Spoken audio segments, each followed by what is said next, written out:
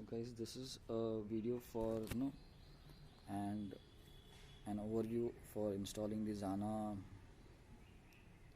crash guards for Dominar. So we've removed the stock which comes in here, okay, from both the sides. There's one bolt to be removed from here, and then your Zana comes in place like this, okay, on both the sides. So once I have some bolts on, I'll continue the video and show you ahead. So we ran into a small problem. The stock bolt that comes with Zana for the topmost mount, okay, the 10 number bolt, it doesn't have a spacer head, and the spanner that I had was, the nut was sliding through it and completely, and I was not able to lock the nut. So what I did was, I had these TVS nuts which have a collar at the top, so which locks in the spanner. With that, I was able to lock the top side. This is on this side, it's done. So with that, I was able to lock the nut easily.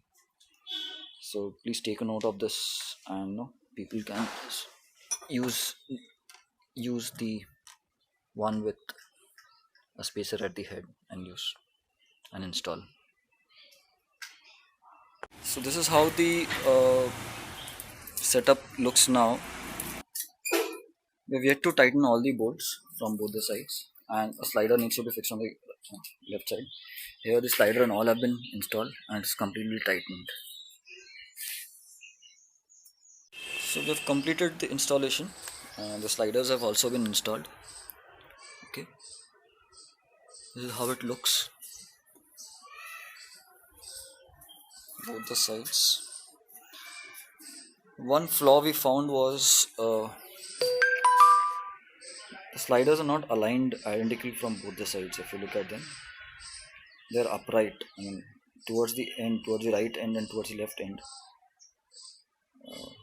they're sliding up, whereas they should be perpendicular to the bike.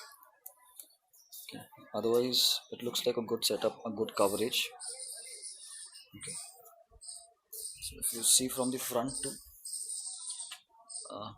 one slider is up and one is a bit down. They're both again not perpendicular, not horizontal to each other. So we'll be sending this feedback to Zana. Hope we have some better stuff next time.